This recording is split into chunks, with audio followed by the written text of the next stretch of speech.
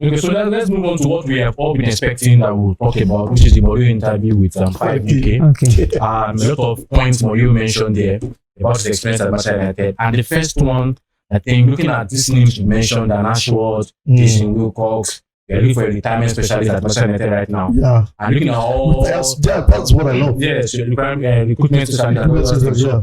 Now, he mentioned something about the first time that he was at Chelsea.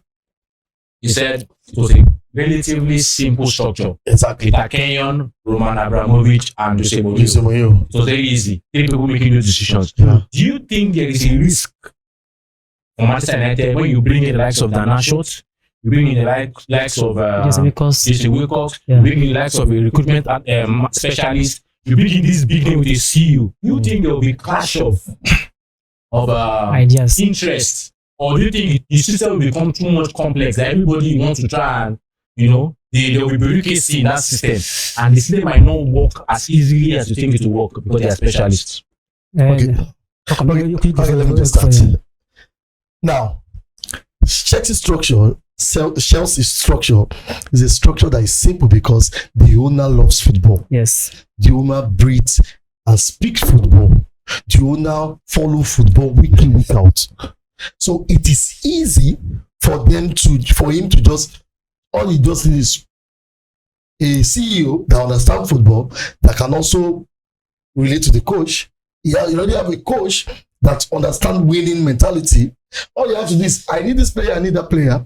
He went, okay, we are getting this. But the CEO loving football and loving particular type of player. Oh, I want this guy in my team because of so and so things, like Shevchenko.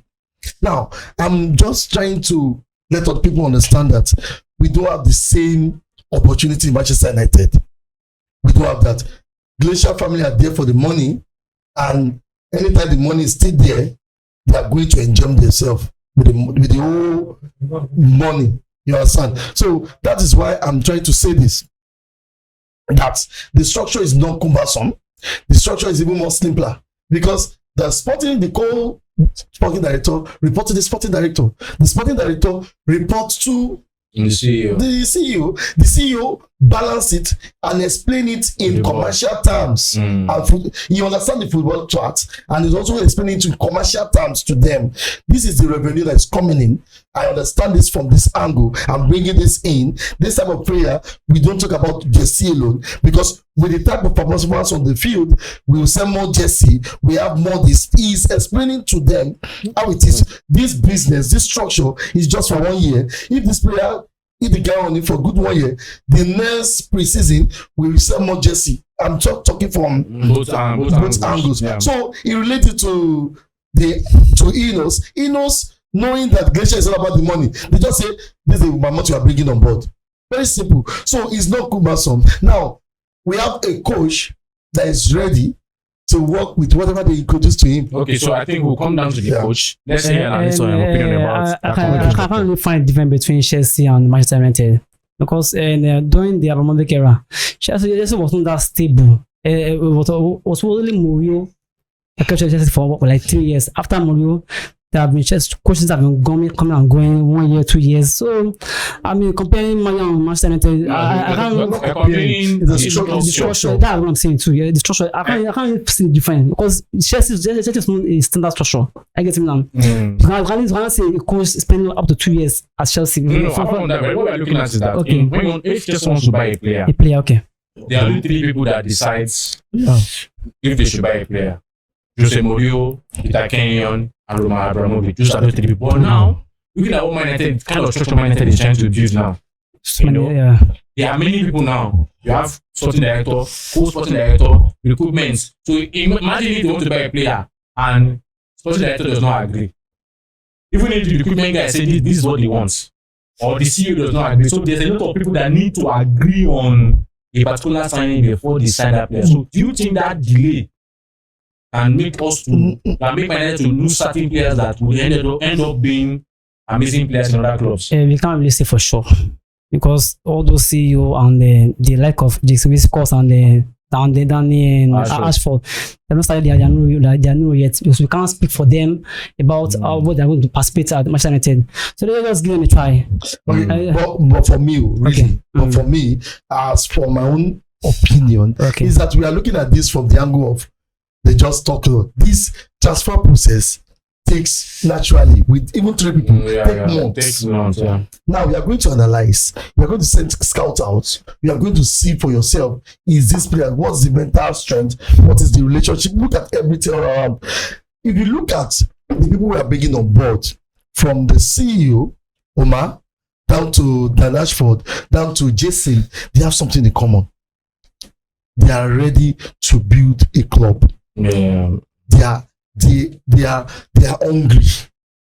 You have people that are hungry. People, they want to make a statement, and that alone will make them put their differences aside and work together. So I think they have to put their difference aside. That's like the major point in terms of they have to work for the common good. Exactly. Despite the fact they are coming from different angles and all of them are like a boss in their different areas. Yes. But they need to come together as one in order to be able to receive the success that they want. So another thing that Jose Mourinho mentioned in that interview was that by second year at Manchester United, he already knew the players he wanted out. Yeah. But Man United was not able to clear out properly.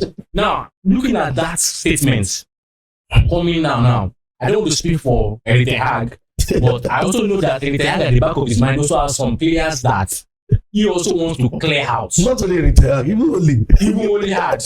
It's like the current problem, because Mourinho mentioned it, like, and I quote what Mourinho said in that interview. Mourinho said he wasn't by second season after winning the Europa League and the Carabao Cup in the first season. He said by second season, it wasn't for him about who to bring. Yeah, about who he used furniture. It's not about the new furniture. It's about cleaning up the house. Food, furniture, hair. So now looking at it now, the same principle also applies now. But Manchester United right now, from the view of what we've been saying many times on this podcast, is for now it's not even about who we bring in. It's about some people that must leave. How do they do it, this new setup, to ensure that they play out properly? Alani? You see the same issue we have been talking about every day, about a player being at Manchester United for almost 5 years and doing nothing. The like of Macha. We will talk about Macha here. Manchester should have gone by now already. Because see the lot of this what's the name of this player, the defender, that's been a lot of 4 years. Jones. Those was seen for almost 4 years and collecting salary. Jesus. On the bench. For 4 years. Was he on the bench? Not trying to, no, as they didn't want to lose any money. Look at Man City, for example. When they brought Bravo, their first keeper. Yes. The second season, they sold him and bought Anderson. Yeah. That should be the policy. There's no time for 2 years experiment. One is 1 year and a half, and this kid, they don't send him away straight. Yeah, so coming. Okay. Well, the problem now is that I'm in a stage of confusion with Manchester United. During Mourinho period, we have, how will I put it? We know the player that want to leave. Now, right now, the player that want to leave are performing. Is that crazy? I don't know. Maybe by performance, they are performing. There are some players that we know that they are meant to have left, but they are nowhere to be found. Yes. So I believe that the first thing they need to do is that it's not about scoring goals week in, week out, which some fans will say, oh, that guy is scoring goals. It's about, do this player have the identity of the new setup of Manchester United? Exactly. Whether you're a captain, whether you're not a captain, we don't care. What we want is, going forward, are you ready to take up the shirt and spill blood for it? That means go around and show them that this is what I want to do. We are the best, and we are the best in the world. That's what we want, because we don't know what's happening in the backroom staff. We don't know players that are really showing commitment. What we know is that they are performing woefully on the pitch. So what I mean is that if it is all the players in Manchester United that are bad, there's something is wrong with the structure. But if it's just 6, 7, at least we can send 6, 7 out and bring in 4, 5. Introduce a little bit of academy this to patch it up. But for now, I'm in a state of confusion because I don't think they're even ready to flush out players. Exactly. So that's why we're having a discussion. They must be ready to flush out players. It's not about. Jose Mourinho mentioned in that interview with FIVEUK that at the time he came to Chelsea, Chelsea had Hasselbank. Yeah. Fantastic goal scorer. Everybody knows one of the legends of the Premier League. But he saw that Hasselbank was not the kind of striker he wanted. And he wanted DJ Drogba. Yeah. So, and he made that choice, and the club was willing to back him to flush out Hasselbank and bring in DJ Drogba. So, it's not about who is scoring, it's not about the super sub I now. think they have Crespo there too. Yeah, it's not about the super sub now that is coming in and scoring. Yeah. If he, I don't want to mention the name, but if he is not the right player for the future that Man United wants to have, or if them, that, you know, because when you want to flush them out, they need to come on form. But if they are not the right players for the future, you should do away with them. Now, as Alani has always said on this podcast, that you cannot be keeping the likes of Jones, Martial for years. Man United now has like a pension. We still have Van Beek. So we need to solve that problem. And they need to solve the problem of Pelistri and all these guys. If you know that they are not good enough, sell them off. Let me tell you a little bit of my secret to Shegun Ambro coming, please. And this policy now is going on Manchester United now for the past 4 years now. If you can carefully study it, when the player don't sign the contract, maybe it's about 2 years left. They wait for the 9 minutes. Last exactly what Rashford did. Was supposed to by that time we'll be at the higher table of negotiation. When you're on good form. Exactly. And because it's about a month to go, so the board the pressure to give him any kind of amount he wants. Yeah. Whenever the player is about 2 years to the contract and the player did not sign, let the player go. Let the player. You know, there's any policy that this a club is bigger than a player. Not in my view. Not in my view. So the players are not holding the club to ransom. The level of Sterling was sold. The level of the was sold. This was Jesus, yeah. Man City is standing. Miles was sold. And if Arab leave, Man City will see. So these are the issues that the new setup. I know this new setup. I know they have what it takes. I know. Already, you see change in performance. Every player trying to be on form. Most essentially, there's a player that every week I'm not always happy. All of a sudden, he's one of the best players in Manchester United. Dalu, just surprising. He's trying to secure his future. It shows that looking for 250. and they said Dave came on board to have a talk with them. So the moment they had that talk, there's a change. So I believe that if you know that you are a Manchester United player, when you know that your job is on the line, please get out. Yeah, so since lastly on the issue of this cleaning, a report came out that, as you mentioned, Dave Brestford and Jim Ratcliffe, they don't know how true that report is, but they said they met up with Ralph Rangnick. Okay. Yeah. And they had asked about his opinion about the Manchester United. And what do you think, in summary, what do you think? If you were in that meeting, what do you think Rangnick would say? A lot. Total open out surgery. I think that just and I think he also has seen the fact that because mentioned Rashford now, Rashford played Man United. Rangnick was one of those people advocating that he should be sold. Yeah. And I think it shows that Rashford might not be, as much as we love Rashford and we feel he has that amazing talent, might not be a top player because it's one season on, one season off. And I think Rashford needs that challenge. You need to leave Manchester United. Go to another place where the fans are a little bit more even hostile. No, sometimes it's not about hostile. The fans might need to be hostile to push you to where you need to get to. You can't go to Madrid. Madrid fans will hate you when you perform. Here you mess up, they will boo you. Exactly. So even when Ronaldo was the Ballon d'Or, everything, there's some games they will boo him. Exactly. So, but maybe Man United, if Man United fans are always lovey-dovey, when the player have a good season, if I can have like 3 seasons after that bad, we'll still be maybe in the Rashford is right. In the good one. So so it was nice having you guys. We're looking forward to more developments. Yeah, we don't even talk about the coach. I don't know why. Okay, let's go there if you want to talk about the coach. Look at the setup. Anything hag. I'm just thinking is he going to be part of the clear up, or is he going to remain? He can save his job, by getting to top 4. I Do you mean, think Ten Hag is the right man to move Man United forward? of course, he's the right man. All we're talking about is not Ten Hag's fault. The policy has been there before Ten Hag came in. But his game management now is so He terrible. tried, but he tried. Look at the lack of Visno Junior at Madrid. Those players they sign contract every year without noise. The people like Rodrigo, but Manchester United they keep dragging contracts. Pogba, Tige, and Rashford. Eh? Okay, so coming. For me, Ten Hag is not stable tactically, and I think with this new technical director, they may be looking elsewhere. We have the sporting director and coach, but I believe that he knows we want to give him maybe 1 extra year, finish up your contract, and Give him everything that he everything needs. we need, and but I believe that he has what it takes.